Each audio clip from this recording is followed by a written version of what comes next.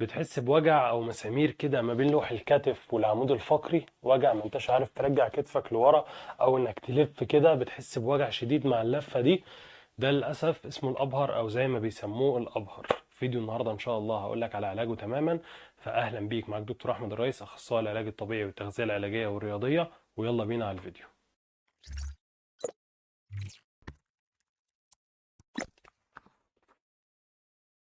هقول لك قصة مهمة جدا وركز فيها. بيقول لك مرة واحد ما بيعرفش يسوق بياخد عربيته ويعمل بيها حادثة، يوديها الميكانيكي تتصلح، يرجع تاني يسوق يعمل حادثة، يوديها الميكانيكي تتصلح، يعمل نفس المنوال.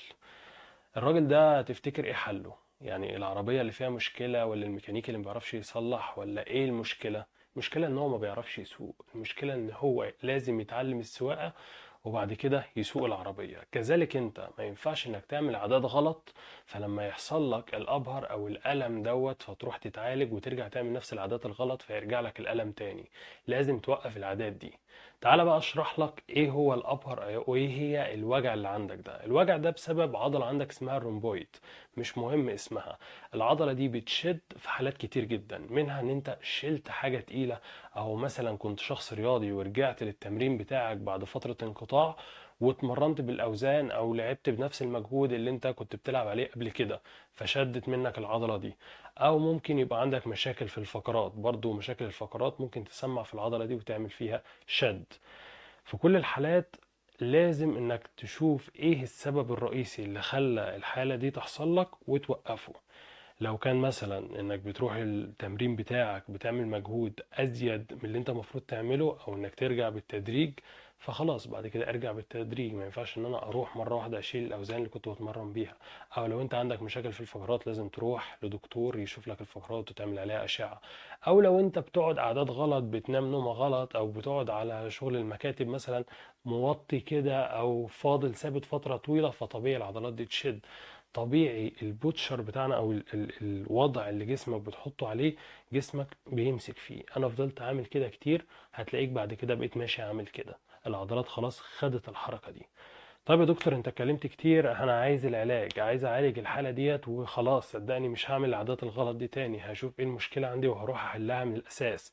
ايه بقى العلاج؟ العلاج بقى انك تعمل 4 حاجات. اول حاجة ان انت تحط تلج على المنطقة دي اللي هي ما بين لوح الكتف وما بين العمود الفقري، حط عليها تلج كده عشان تسكن الألم شوية، 5 دقايق تقريبا. بعد كده تبدأ ان انت تجيب المساج. لو عندك جهاز مساج مثلا زي ده تبدأ تعمل مساج في المنطقة دي.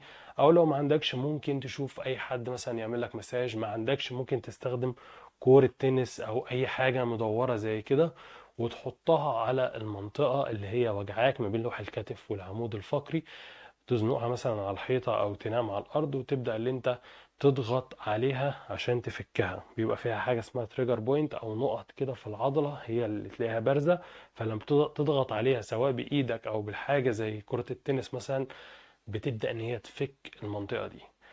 اللي بعد كده او تالت حاجه هنعملها وهي الاسترتشات.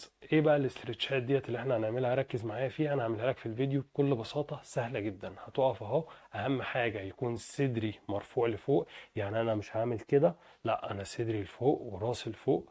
هبدا ان انا ازق ده لقدام شويه، دراعك لقدام شويه. هجيبها لك من الجنب عشان تشوفها اهو. ايدي الاتنين هنا همت، تمام، صدري مرفوع. هبدأ ان انا ازق، اطلع الجزء ده كله لقدام كده. شوف ايدي التانية وصلت لفين، هنا اهي، دي بعدت خالص اهو. هتحس باسترتش في المنطقة دي في الظهر من فوق، وممكن تحس بوجع شوية بس وجع شد مش وجع يعني. هبدأ اثبت عليها 30 ثانية، بعد كده ارجع تاني اهو. كل ده وانا صدري مرفوع، مش بوطي كده، تمام، 30 ثانية. في حاجة تانية برضو، استرتش تاني ممكن نعمله، ان احنا نعمل كده وبايدي دي مش عند الكوع ولا عند الفور ارم هنا او الساعد هنا، لا عند الترايسبس مثلا، وبزق كده، بزق لجوه والبره، يعني لجوه والبره كده اهو. وانا طبعا وشي كده ما بروحش معاه، لا انا وشي اهو بص لكم، دراعي ده اللي بيروح هناك اهو. وبثبت على كده 30 ثانية. برضو بتحس باسترتش في المنطقة دي اللي هي عضلة الرومبويد اللي احنا عايزين نعمل لها استرتش او نطولها. رابع حاجة واخر حاجة معانا وهي ان احنا نعمل استرتش للترابيس من فوق. عضلة الترابيس برضو نعمل لها استرتش.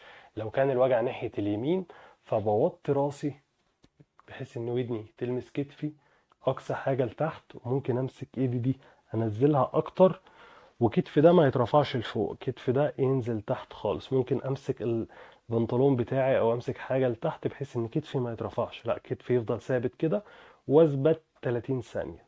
ممكن تثبت 40 ثانية، ممكن تثبت دقيقة عادي. الناحية التانية لو كان الوجع عندي في الناحية التانية فبعمل العكس، ودني هنا بتلمس كتفي وبنزل أقصى حاجة، وكتفي ده ما يترفعش، كتفي ده يبقى تحت، وبثبت على كده 30 ثانية.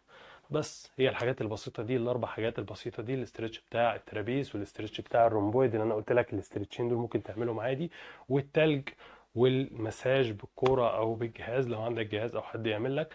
هو ده العلاج اللي إن شاء الله هيخفف لك الألم. مش من مرة واحدة، ممكن مرتين تلاتة، ممكن تعملها 4 مرات في اليوم، 5 مرات، هترتاح وهتحس ان الوجع بيقل. بس اهم حاجة انك تعالج المسبب الرئيسي اللي سبب لك الألم ده عشان ما يتكررش معاك كل شوية.